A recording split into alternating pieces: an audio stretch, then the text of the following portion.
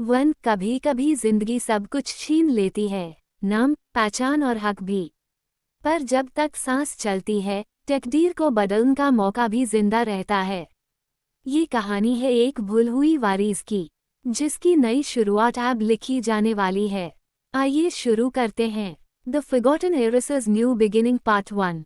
मुंबई के सबसे बड़े बेकवेंट में आज बहुत ज्यादा भीड़ थी। बहुत ही नामी गिनामी लोग यहाँ मौजूद थे। हो भी क्यों ना, आज यहाँ पर एक अमीर बिजनेसमैन की छोटी बेटी की शादी थी। हॉल के बीचों बीच एक मंडप सजा हुआ था, जिसमें दूल्हा दुल्हन अभी बैठे हुए थे। शादी की खुशी उनके चेहरे पर साफ साफ दिख रही थी। दुल्हन का चेहरा कुछ ज्यादा ही चमक रहा था। इसका नाम है माही राजवंश। राजवंश परिवार की लाडली छोटी बेटी, जिसकी आंखों में अगर एक बूंद आंसू भी आ जाए तो राजवंश परिवार का खून खौल उठता है। आज उसी बेटी की शादी है, इसलिए सब बहुत खुश है। वही उस बड़े से हॉल के बाहर एक कमजोर हालत में लड़की खड़ी थी। ये थी ऋषिता राजवंश, राजवंश परिवार की बड़ी बेटी, पर बस नाम की। इस परिवार में उसकी औकात कुत्तों से भी गई गुजरी है। अंदर जहां माही अपने होने वाले पति के साथ फेरे लेना शुरू करती है, वही ऋषिता हॉल के दरवाजे को घूर रही थी। अंदर शादी खत्म होने को थी। माही बहुत खुश थी कि तभी उस हॉल का बड़ा सा दरवाजा खुला। उसकी आवाज से सब उस ओर देखने लगे। दरवाजा खुलने से एक तेज सूरज की रोशनी अंदर आई और साथ में एक परछाई भी दिखने लगी, एक कमजोर परछाई। जैसे जैसे वो परछाई आगे बढ़ रही थी, सबको एक लड़की का चेहरा दिखने लगा। ये कोई और नहीं, ऋषिता ही थी। थकी हुई, दर्द और बीमारी से पिला पड़ा चेहरा पर फिर भी खूबसूरत। माही ने जब उसे देखा तो एक पल के लिए तो वो घबरा गई। उसे पसीना भी आ गया, पर फिर खुद को संभाल लिया और सिर्फ मुख दर्शक बन सब देखने लगी। माही को लगा था कि कल हुई बेइज्जती की वजह से ऋषिता ने खुद को खत्म कर लिया होगा, या उसके भेजे गुंडों ने उसे मार डाला होगा, पर शायद ये सख्त जान है इसलिए यहाँ तक पहुँच गई। माही को ऋषिता को देख गुस्सा तो बहुत आया था। आए भी क्यों ना, इतने दर्द बीमारी से पिला बड़ा चेहरा, बिना मेकअप का चेहरा उसके मेकअप वाले थोबड़े को भी पीछे छोड़ रहा था। इतनी सुंदर ड्रेस के बाद भी वो ऋषिता से कम ही चमक रही थी। ऋषिता जो कमजोर हो गई थी, पर फिर भी उसकी खूबसूरती में कोई कमी नहीं आई थी। ऋषिता धीरे धीरे आगे बढ़ रही थी, वैसे वैसे भीड़ की बातें उसके कानों पड़ रही थी। बहिद में तरह तरह की बातें हो रही थी। उनमें से किसी ने कहा, कौन है ये गंदी लड़की? क्या उसे कपड़ों की नॉलेज नहीं है, या फिर ये इतनी गरीब है कि इस शादी में आना अफोर्ड नहीं कर पा रही? अरे ये तो वही है जो अभी तक नकली बेटी बन राजवंश परिवार पर राज कर रही थी।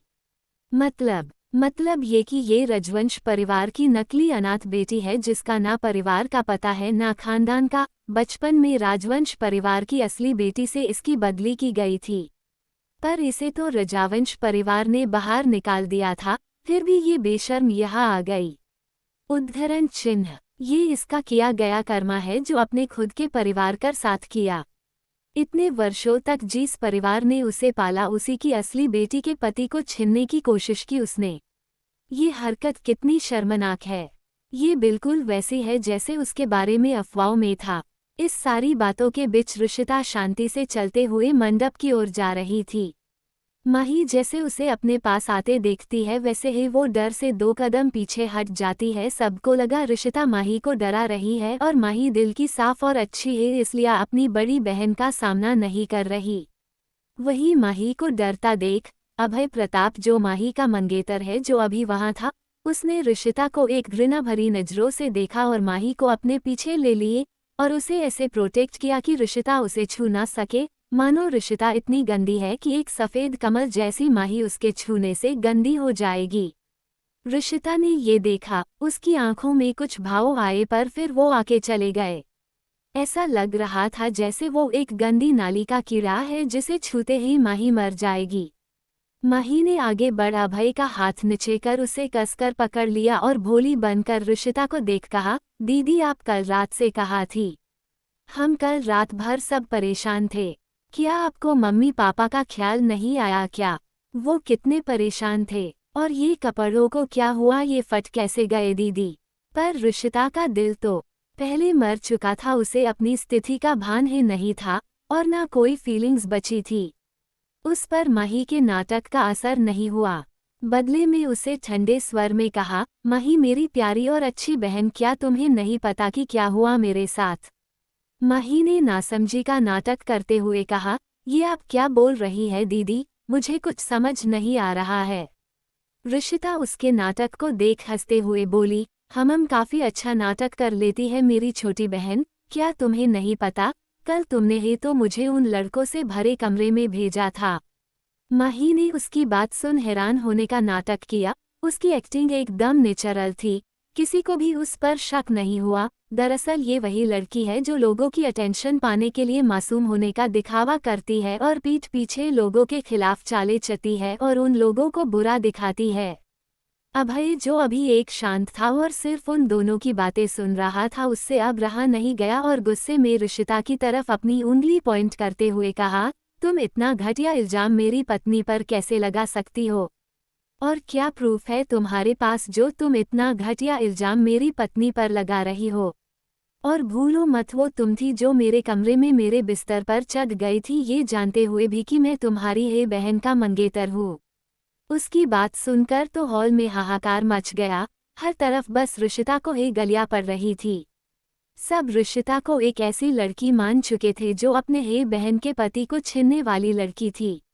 एक बदजात लड़की, जिसके ना संस्कार अच्छे थे और ना कैरेक्टर। अगर ये बात फैली तो यकीनन राजवंश परिवार सुर्खियों में आ जाएगा।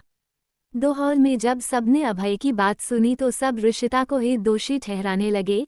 हर कोई इसे एक बुरी और अपनी बहन के पति को छीनने वाली लड़की बताने लगे।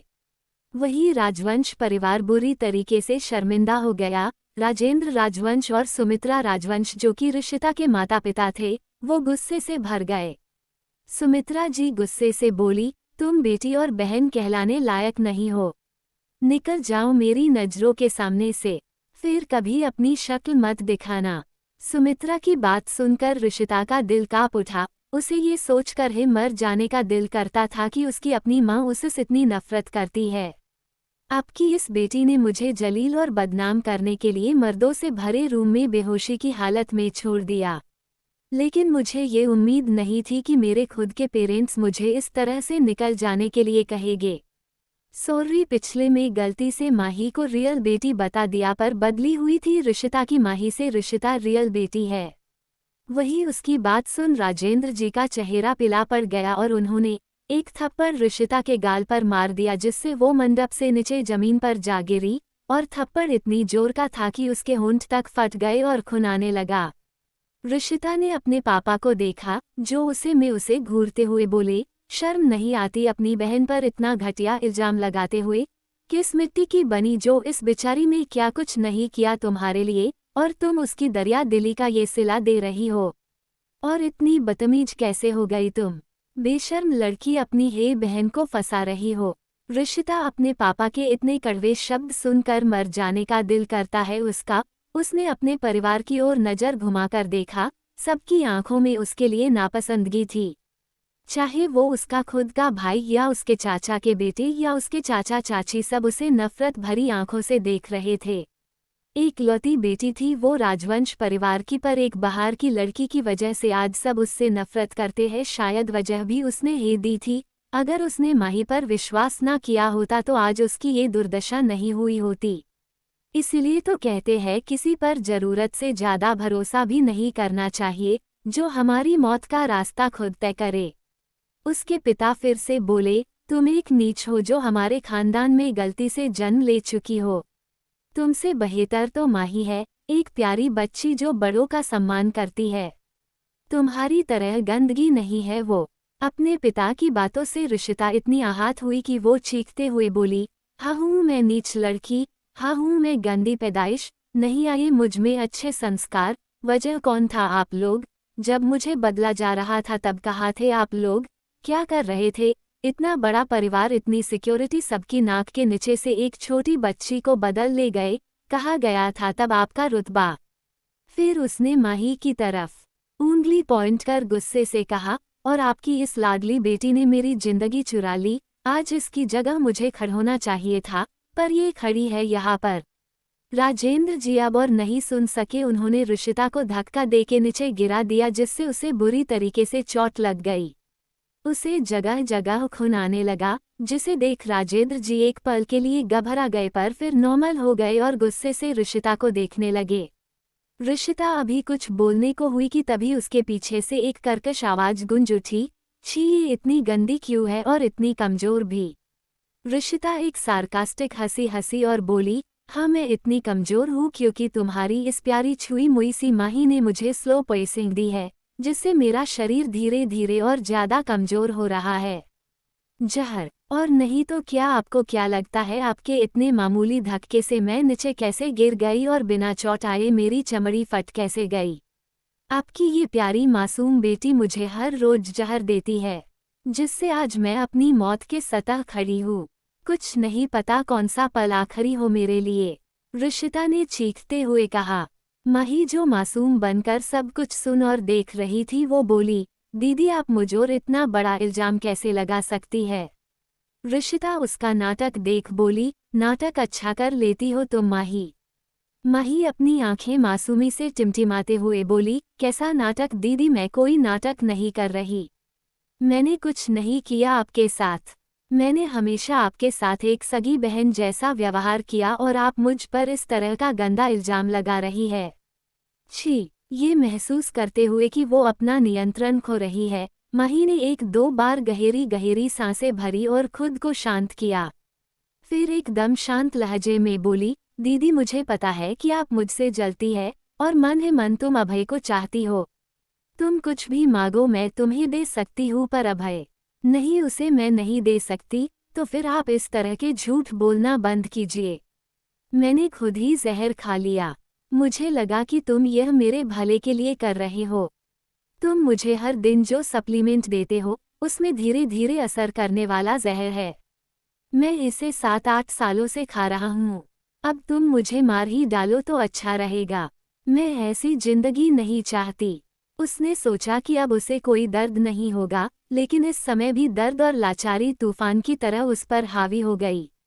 वह जानती थी कि उसके साथ साजिश की गई थी और उसे अपमानित किया गया था।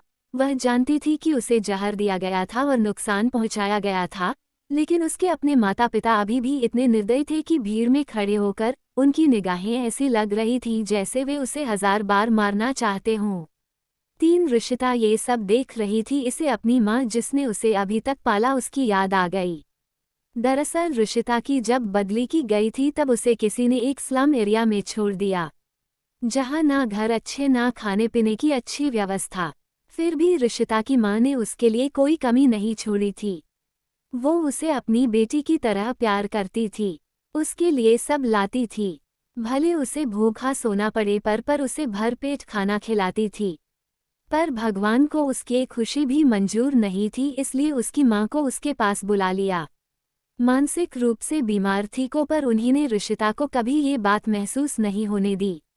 और एक दिन इस पूरी दुनिया में उसे अकेला छोड़ चली गई। ऋषिता की आंखों के सामने बार बार उसकी गुजरी माँ का चेहरा आ रहा था, जिससे उसके चेहरे पर एक प्यारी मुस्कान आ गई। उसे इस तरह मुस्कुराता देख माही चिढ़ चुकी थी। वो बोली, देखो कैसे ये बेशर्मी से मुस्कुरा रही है। इसी ने सब कुछ किया है और अब मुझे फंसा रही है। अब चारों ओर बातें शुरू हो गई, तो वो अभी तक झूठ बोल रही थी। ये कितनी शर्मनाक है, बेशर्मी की भी हद होती है। हाँ, शर्म तो इस पर शायद उसके परिवार को आ रही होगी। कितनी बेशर्म बेटी पैदा हुई है इस परिवार में। हाँ, इससे अच्छी तो ये माही है, भले उनकी खुद की बेटी नहीं है पर उनकी इज्जत का कितना ख्याल रखती है। हाँ, कितनी प्यारी भी है ये, कितना ख्याल रखती है सबका। तभी ऋषिता की दादी मतलब राजेंद्र जी की माँ, जिनका नाम राजेश्वरी था, वो बोली, तुम यहाँ आई है क्यों, और आके भी इतना तमाशा कर हंस रही हो। शर्म आनी चाहिए तुम्हें। देखो तुमने अपनी बहन की शादी में क्या कर दिया। आज उसका इतना बड़ा दिन था और तुमने सब बिगाड़ दिया। तुम सच में निकम्मी हो, हमारे खानदान की हो ही नहीं सकती, तुम नीच हो तुम। ये आखिरी बात उन्होंने चीखते हुए कही, जिससे उन्हें सांस चढ़ने लगी। दादाजी ने उन्हें पकड़कर चेयर पर बिठा दिया और पानी पिलाने लगे। वही ऋषिता जो अब तक सबकी बातें सुन रही थी, वो एकदम से हंसते हुए बोली, हाँ मैं तो इस खानदान के काबिल नहीं हूँ, मैं एक नीच हूँ और एक नौकर भी है ना। ऋषिता ने अपनी आंखें खोली, उसकी खूबसूरत आंखें गुस्से से भरी हुई थीं। इतने सालों तक राजवंश परिवार के हाँ में हाँ मिलाने के बाद ये पहली बार था जब उसने अपने जन्म देने वाले माता पिता को इस तरह देखा था। वो कदम दर कदम आगे बढ़ी। राजेंद्र जी को उसने कोने में धकेल दिया। सुमित्रा जी ने उन्हें संभाल लिया। ऋषिता ने दोनों को देखा और उनकी ओर गुस्से में उंगली पॉइंट करते हुए बोली, आपको याद भी है कि मैं आपकी रियल बेटी हूँ। खुद आप लोगों ने जन्म दिया है मुझे, पर आपको कैसे याद होगा, आपके पास तो ऑलरेडी एक बेटी थी ना हम। उसकी बात सुन राजेंद्र जी और सुमित्रा जी को थोड़ा बुरा लगा, पर उनका गिल्ट तब खत्म हुआ जब उनका बड़ा बेटा ऋषभ एकदम से बोला, तुम गायब हुई उसमें हमारी गलती नहीं थी, ठीक है। मम्मी एकदम से बीमार पड़ गई थी, वो तो भगवान का शुक्र है कि हमारी जिंदगी में माही आई और हम मम्मा को बचा सके, वरना हमने तो उम्मीदें छोड़ दी थी कि मम्मी ठीक हो पाएगी या नहीं। ऋषिता उसकी बात सुन अब इतनी टूट चुकी, अब उसे रोना भी नहीं आ रहा था। वो दुखी मन से बोली, ठीक है माना मैं खो गई, आपका दोष नहीं है, पर क्या उसके बाद आपने ढूंढा? उसके बाद क्या किसी ने याद किया मुझे? मैं कहाँ हूँ किसी को पता था, या फिर सच में आप लोगों ने अपनी बेटी की जगह एक गोदली बेटी को दे दी थी? उसकी बात सुन उसके माता पिता जे साथ साथ उसके तीनों भाई चाचा चाची और दादा दादी भी गिल्ट में गए। कोई कुछ नहीं बोला। माही को अपना प्लेन फेल होते हुए लग रहा था। वो अपने झूठे आंसू बहाते हुए बोली, शायद आप सही कह रही है, मैंने आपका परिवार चुरा लिया। इस परिवार पर मेरा कोई हक नहीं है और शायद अभय पर भी नहीं है। ये बोल वो शादी के लिए बंधा गठबंधन छोड़ने लगी, पर अभय ने उसका हाथ पकड़ बोला, क्या कर रही हो तुम माही, पागल हो गई हो क्या? किसी गिरी हुई लड़की के बातों में आकर तुम मुझे छोड़ रही हो? माही रोते हुए बोली, नहीं अभय दीदी सही कह रही है, तुम उनके हो, मैंने उनका हक मारा है, मैं इतनी लालची नहीं हो सकती। अब राजवंश परिवार फिर से पूरी तरीके से माही की ओर हो गया। मयंक जो ऋषिता के चाचा का बेटा था, वो लगभग ऋषिता को सबसे दूर धकेलते हुए बोला, कर ली अपने मन की, रुला दिया हमारी बहन को, अब भगवान के लिए बख्श दो उसे, क्यों नहीं चली जाती तुम हमारी जिंदगी से, जब तुम्हें यही लगता है कि हम सब तुम्हारे दुश्मन हैं। उसके ऐसे बोलने पर ऋषिता बहुत हॉट हुई, उसकी आंख से एक कतरा आंसू उसके गालों पर लुढ़क आया, पर इससे आगे वो नहीं रोई। क्यों रोती, और किसके लिए? यहाँ कोई उसका नहीं था, कोई भी नहीं, ना भाई ना पेरेंट, ना चाचा चाची ना दादा दादी, कोई भी नहीं। उसने अपना वो एक आंसू भी पोंछ दिया जो उसने इन बगैर इंसानों पर बहाया था। वो एक कड़वी मुस्कुराहट के साथ बोली, बस मुझे इतना बता दो कि जब इतने साल नहीं ढूंढा तो अचानक क्यों ढूंढना शुरू कर दिया तुम लोगों ने? बस इतने से सवाल का जवाब चाहिए कि आखिर ऐसा क्या था मेरे पास जो तुम लोग मुझे इतने सालों बाद ढूंढने आए थे? वो मुश्किल से सांस ले रही थी, लेकिन उसकी आवाज़ पूरे हॉल में गूंज रही थी, जिससे सभी चुप हो गए। बगल में खड़ी सफाई करने वाली महिला को इस बेचारी लड़की पर दया आ गई और उसने राजवंश परिवार को तिरस्कार से देखा। ऋषिता की आवाज़ में अब कोई भावना नहीं थी। वह अपनी दुम हिलाकर भीख नहीं मांग रही थी, बल्कि एक सवाल पूछ रही थी, लेकिन उसका ये रूप दिल को और भी दुखा रहा था। क्या तुम ये बेवकूफ़ी करना बंद कर दोगी ऋषिता? तुमने दादाजी को पहले ही बहुत नाराज़ कर दिया है। क्या तुम अभी भी पापा को बहुत नाराज़ करना चाहती हो? माही को आखिरकार सही लाइन मिल गई सबको और ज़्यादा भड़काने की। ऋषिता के होंठ तिरस्कार में मुड़े, आनंद बेवकूफ़ी क्या बात है, एक बेवकूफ़ लड़की किसी दूसरे को बेवकूफ़ कह रही है? ये ऐसा नहीं है एक अंधा दूसरे अंधे को रास्ता दिखा रहा हो। माही ने जब उसकी बात सुनी तो उसकी मुठिया कस गई, पर वो अपनी भोली होने की इमेज बिगड़ना नहीं चाहती थी, इसलिए खुद को शांत किया। आह दीदी मैं आपसे विनती करती हूँ, अब जानबूझकर पापा को मत भड़काओ। मुझे बताओ आपको मुझसे क्या शिकायत है ऐसे मौके पर? जानबूझकर पूरे परिवार को शर्मिंदा मत करो। माही की आवाज़ में एक सौम्यता थी जो एक अमीर परिवार की बेटी के लिए अच्छी थी, जिससे उसकी बातें और भी ज्यादा विश्वसनीय हो गईं। भीड़ की राय सौम्य और समझदार माही की ओर झुकने लगी। ये सही है, ये ऋषिता ही थी जिसने पिछली बार ओल्ड राजवंश जी को नाराज किया था। वो नहीं जानती कि उसके लिए क्या अच्छा है। भीड़ से एक आवाज आई। 4 भीड़ में से किसी ने कहा कि इसकी वजह से पिछली बार और राजवंश जी बहुत ज्यादा नाराज हुए थे। भीड़ में अब और ज्यादा बातें होने लगी। क्या ये लड़की इतनी बेशर्म है क्या? मैं आपसे विनती करती हूँ कि आप मम्मा और पापा के साथ अच्छा व्यवहार करें। चाहे आप मुझसे कितनी भी नफरत करें, चाहे आप भाई को भी छीन लें, मैं कुछ नहीं कहूंगी। सच में, मैं आपसे विनती करती हूँ।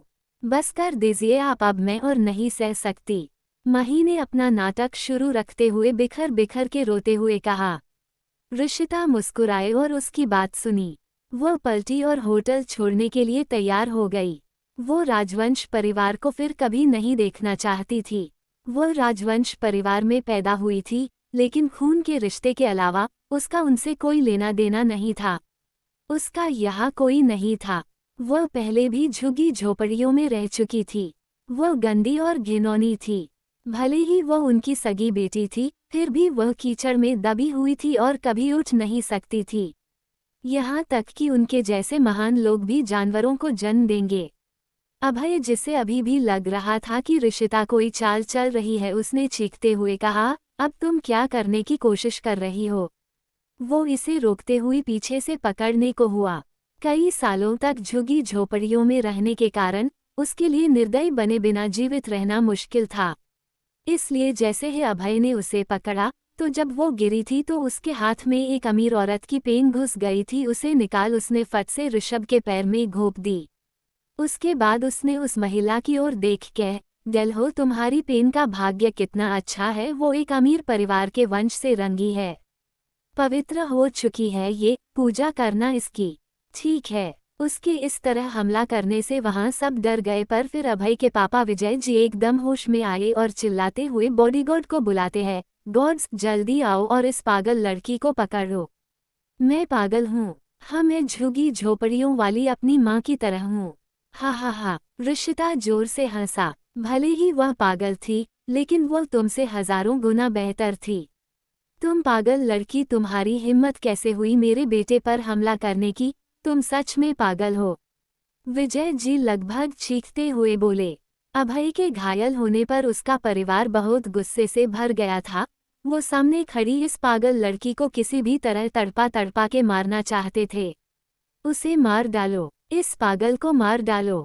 क्या तुम्हें परवाह नहीं है? तुमने जिस पागल को पाला है, वह मेरे बच्चे को मारना चाहता है। विजय जी ने चीखते हुए राजेंद्र जी से कहा, मेरे बेटे को कभी ऐसी तकलीफ नहीं हुई। डॉक्टर को बुलाओ। अभय की रोटी बिलखती हुई कहती है। अभय की मां गायत्री जी अब गुस्से से भर गई थी और साथ में राजवंश परिवार पर बहुत नाराज भी हो गई थी। वो सुमित्रा जी यानी ऋषिता की मां के पास जाके बोली, तुम्हें अपनी बेटी को थोड़े संस्कार देने चाहिए थे, देखो उसने क्या किया। उसने आज का इतना अहम दिन बर्बाद कर दिया और साथ मेरे लौते बेटे को भी घायल कर दिया। अपनी पागल बेटी को सबक सिखाओ। सुमित्रा जी पहले से ही ऋषिता का ये व्यवहार देख घबराई हुई थी। उन्हें समझ नहीं आ रहा था कि वो क्या करे। वो उसके पास जाने की भी हिम्मत नहीं जुटा पा रही थी। सबक सिखाने की तो बहुत दूर की बात थी। अभय का परिवार बहुत ज्यादा गुस्से से भर गया था।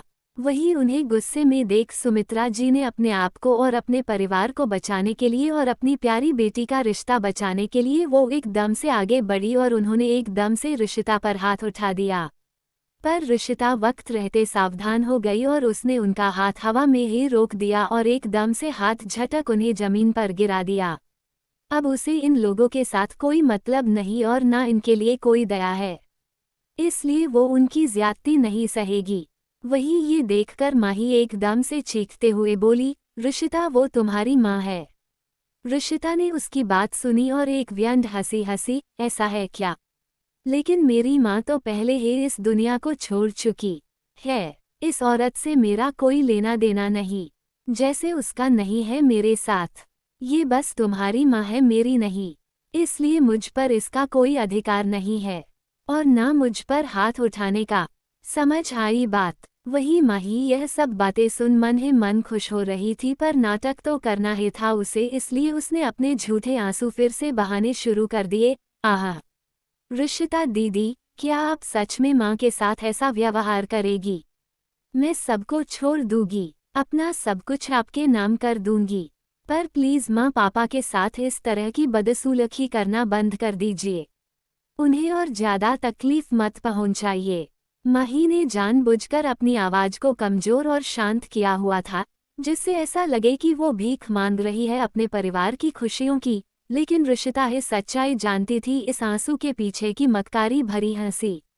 पहले वो इस परिवार से डरती थी क्योंकि उन्हें ऑफवर्ड नहीं कर सकती थी वो, इसलिए अपना गुस्सा नाराजगी सब अपने अंदर दबा देती थी।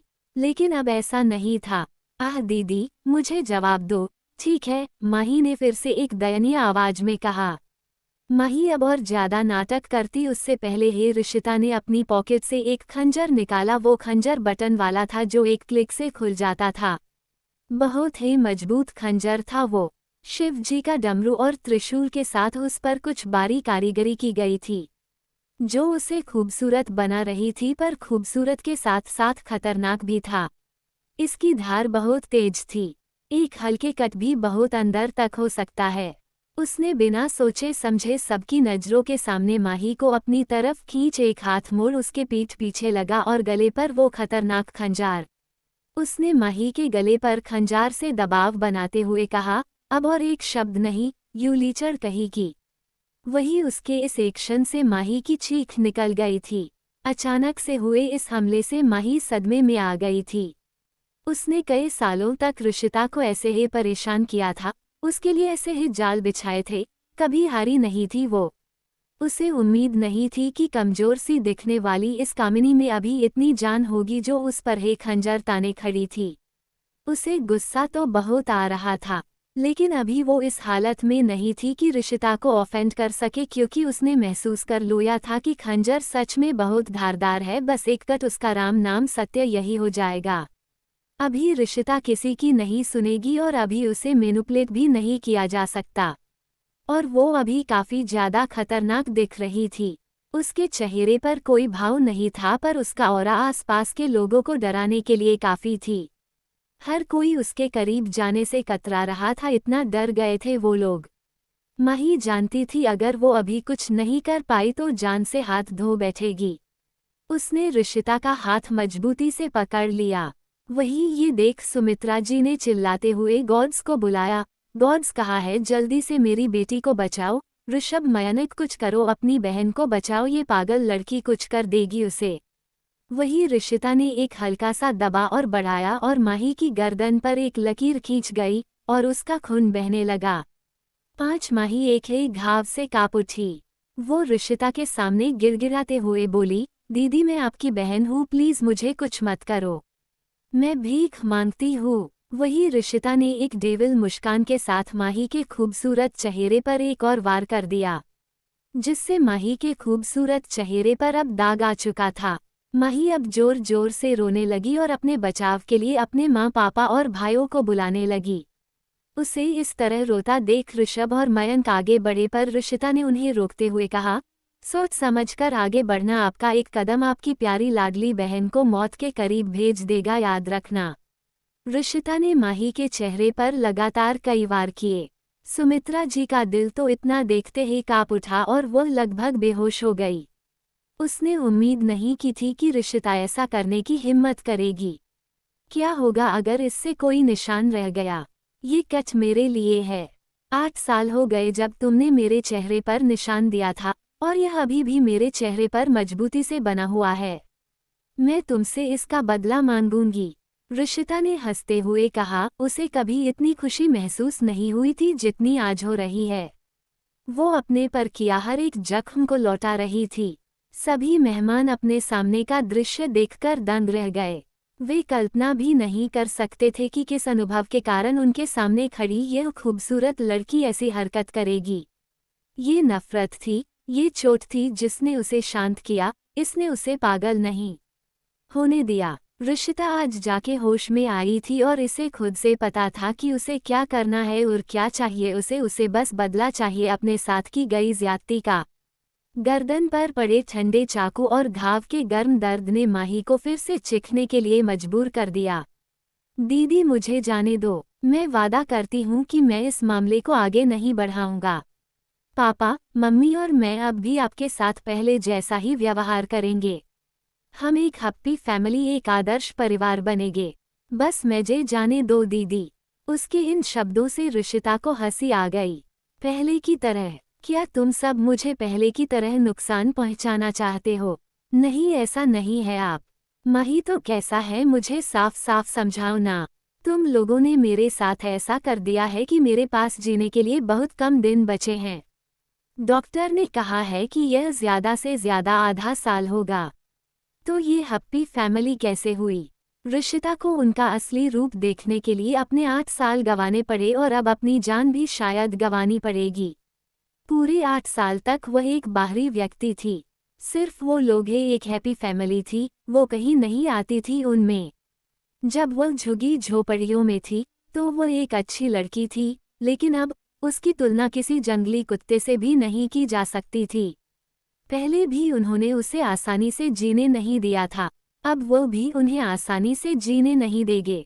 क्या चाहिए था उसे? एक अच्छी जिंदगी, पर इन लोगों उससे ये सब कुछ छीन लिया। माही, मेरे पास जीने के लिए ज्यादा दिन नहीं बचे हैं। मेरे पास तुम्हारे लिए फीलिंग्स नहीं है।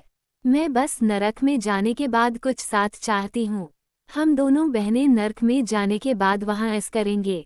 माही ये सुनते ही कांप उठी, कुछ बोल नहीं पाए। उसका पूरा शरीर लकड़ी की तरह अकड़ चुका था। सुमित्रा जी की एक उम्मीद से भरी आवाज पूरे होटल में गूंज उठी। गार्ड कहाँ है? क्या तुम सिर्फ देखते रहोगे कि कैसे मेरी बच्ची को एक पागल लड़की चाकू भोंककर मार डालेगी या नहीं? सुमित्रा जी पूरी तरीके से खौफ से भर चुकी थी। उन्हें अपनी प्यारी बच्ची के लिए डर लग रहा था, पर ये प्यार ऋषिता के लिए नहीं था, ये तो माही के लिए था। इस प्यार के लिए ऋषिता हमेशा से तड़पती रही। ऋषिता, चाकू नीचे रखो, जल्दबाजी मत करो। ऋषिता ने एक जानी पहचानी कोमल आवाज सुनी। ये उसके चाचा का बेटा और सब भाई बहन में सबसे बड़ा भाई आयुष था, जो पिछले 8 साल से उसके साथ अच्छा व्यवहार करता था। सिर्फ यही था पूरे परिवार में जो उसे प्यार से बात करता था। उसने हमेशा ऋषिता का साथ दिया था। उसकी आवाज सुनकर ऋषिता एक पल के लिए डगमगा गई। उसके हाथ कमजोर हो गए और उसकी पकड़ खंजर और माही दोनों पर ढीली हो गई, और तभी एक गार्ड में आगे बढ़ माही को अपनी तरफ खींच लिया और अपने पीछे कर दिया।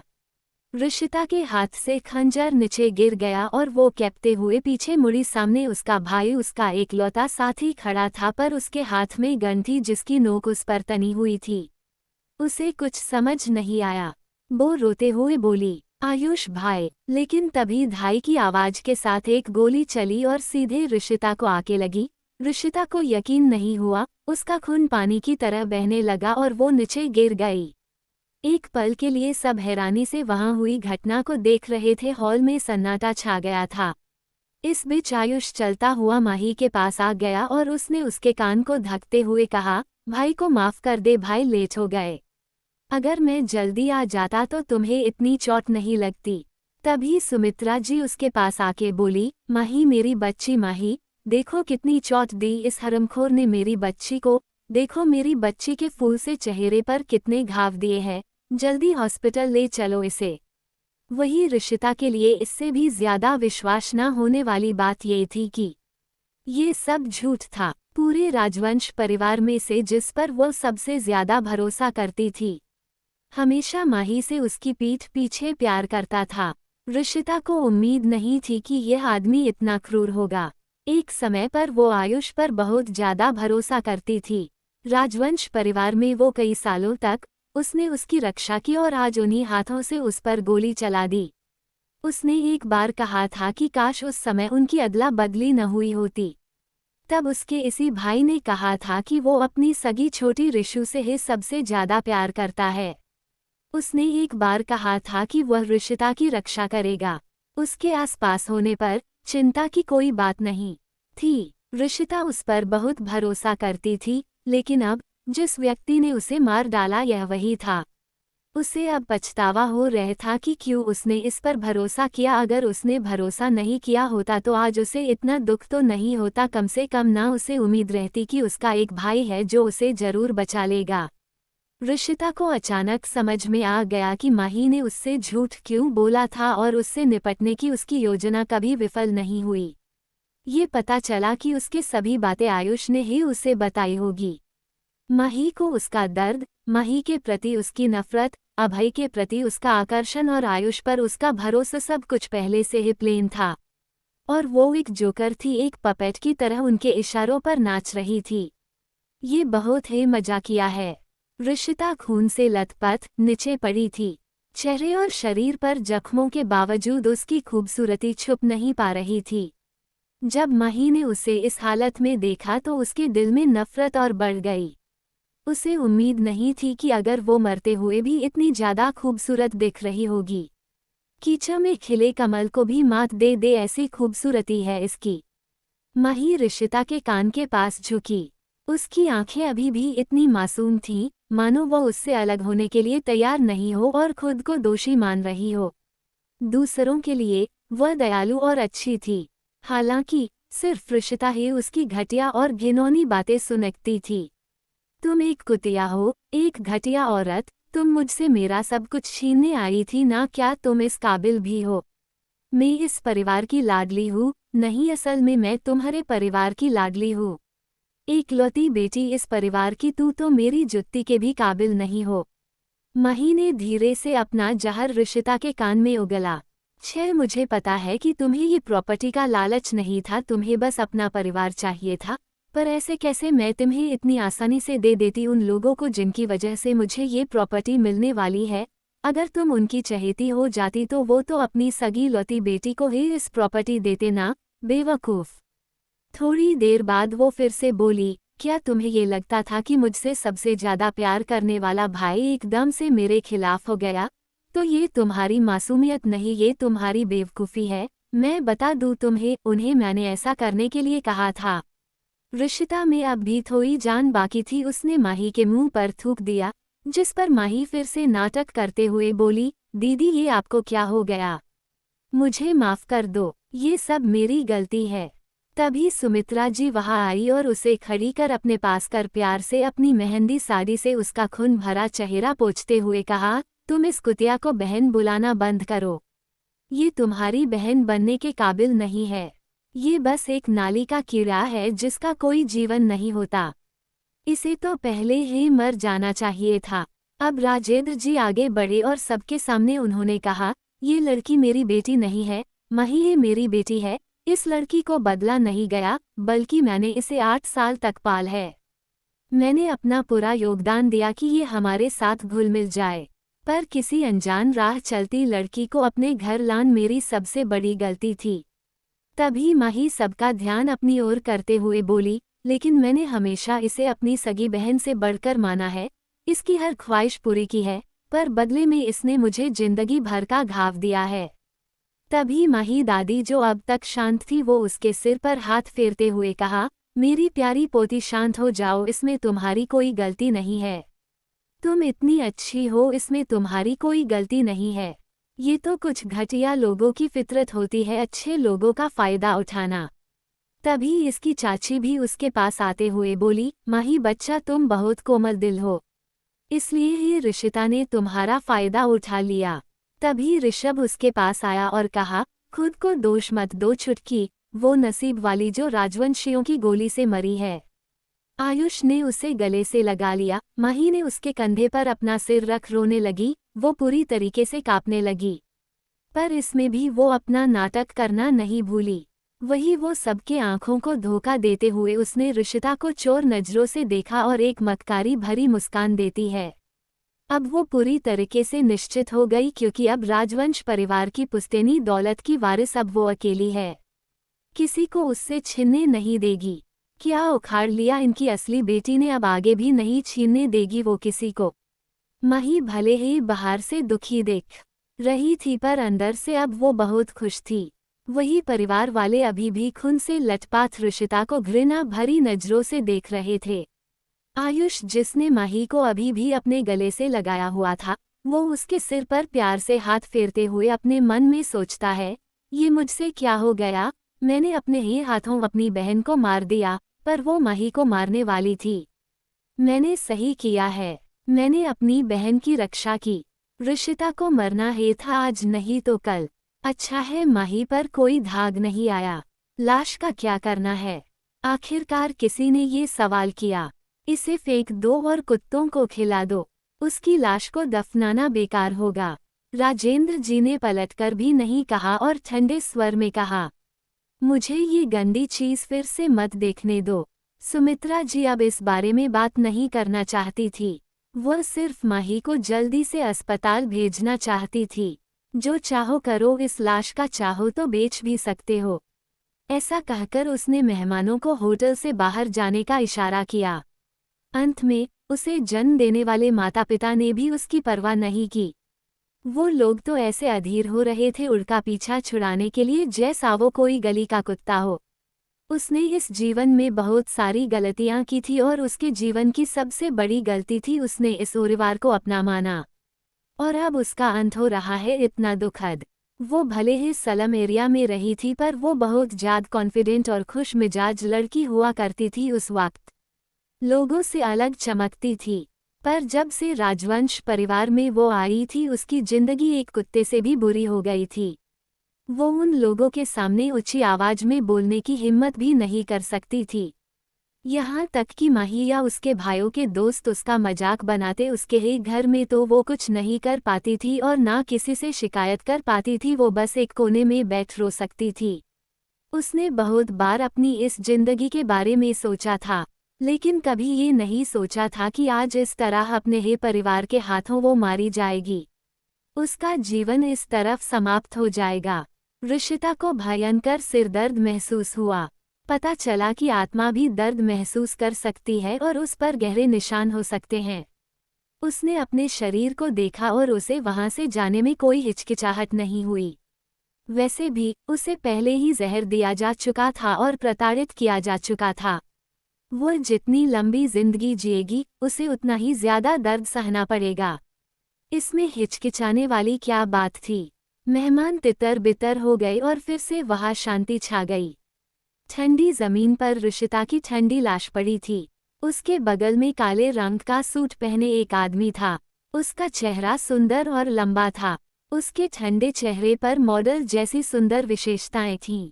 बेचारी लड़की को देखते हुए उस आदमी ने अपना हाथ उठाया और अपने बगल में खड़े व्यक्ति से कहा, उसे अंतिम संस्कार गृह में भेज दो और उसे सुला दो। मुझे आशा है कि अगले जन्म में तुम एक अच्छा परिवार पाओगी। उसने अपनी उम्मीदें निर्दयी और बेरहम राजवंश परिवार पर लगा रखी थीं। अंत में उन्होंने उसकी लाश को भी दफनाने से मना कर दिया। पर जो सच अब तक छुपा था, वो अगले हिस्सा में सब कुछ बदलने वाला है।